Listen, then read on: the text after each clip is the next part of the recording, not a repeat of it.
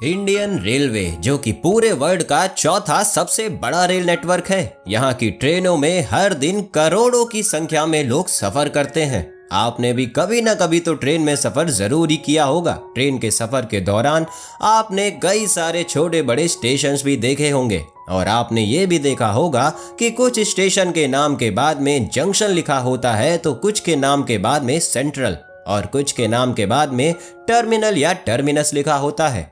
तो आपके मन में भी ये बात तो जरूर आई होगी कि आखिर किस वजह से कुछ स्टेशनों के नाम के बाद में इन शब्दों को जोड़ा जाता है। तो आपको मैं बता दूं कि ये रेलवे स्टेशन की कैटेगरी होती है। इंडियन रेलवे ने अपने स्टेशंस को कुछ कैटेगरीज में बांटा है, जैसे कि सेंट्रल, जंक्शन, टर्मिनल या टर्मिनस, रेलवे स्टेशन और हॉल्ट। आज के इस वीडियो में मैं आपको इन्हीं के बारे में बताऊंगा कि आखिर रेलवे स्टेशनों की इन कैटेगरी का मतलब क्या है। तो सबसे पहले हम बात करते हैं टर्मिनल या टर्मिनस स्टेशन की। असल में टर्मिनल हो या टर्मिनस, इन दोनों में कोई भी अंतर नहीं है। टर्मिनल या टर्मिनस उस स्टेशन के नाम के बाद में लगाया जाता है जहां से ट्रेनों के आगे जाने के लिए ट्रैक ना हो, मतलब कि ट्रेन केवल एक ही दिशा से स्टेशन में प्रवेश कर सकती है। इसे इस तरह से भी समझा जा सकता है कि जिस दिशा से ट्रेन टर्मिनल स्टेशन पर आई है और अगर उसे किसी दूसरी जगह पर जाना है तो उसे उसी दिशा में फिर से वापस जाना पड़ता है,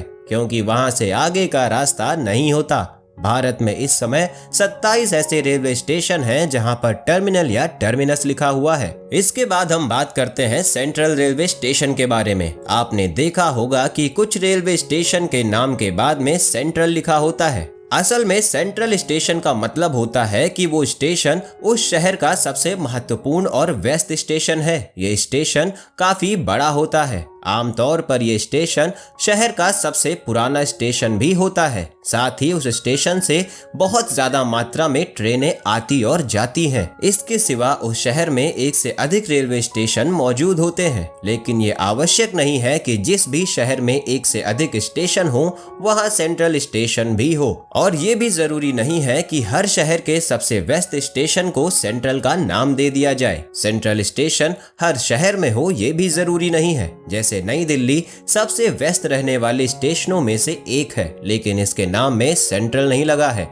ना ही दिल्ली में कोई और सेंट्रल स्टेशन है। वहीं भारत में इस समय 5 सेंट्रल रेलवे स्टेशन हैं और वो हैं Mumbai central, Chennai central, Trivandrum central, Mangalore central और कानपुर सेंट्रल। अब मैं आपको बताऊंगा कि जंक्शन रेलवे स्टेशंस कौन से होते हैं। इंडियन रेलवेज के मुताबिक किसी रेलवे स्टेशन के नाम के बाद में जंक्शन तब लगता है जहां किसी स्टेशन पर कम से कम 3 या उससे अधिक अलग अलग रूट्स की रेल लाइनें आकर मिलती हों। एक उदाहरण के तौर पर दिल्ली जंक्शन से शाहदरा, सब्जी मंडी, सदर बाजार व दिल्ली किशनगंज रेलवे स्टेशन तक ट्रेनें जाती हैं और ये स्टेशन आगे जाकर दूसरे शहरों से मिलते हैं। हालांकि भारत का सबसे बड़ा जंक्शन मथुरा स्टेशन है, क्योंकि यहाँ से 7 अलग अलग रूट्स निकलते हैं। इन 3 कैटेगरी के बाद आते हैं रेलवे स्टेशन। तो आपको मैं बता दूं कि जिस स्टेशन के नाम के बाद सेंट्रल, जंक्शन और टर्मिनल या टर्मिनस नहीं लिखा होता है वो स्टेशन होते हैं। इन स्टेशन पर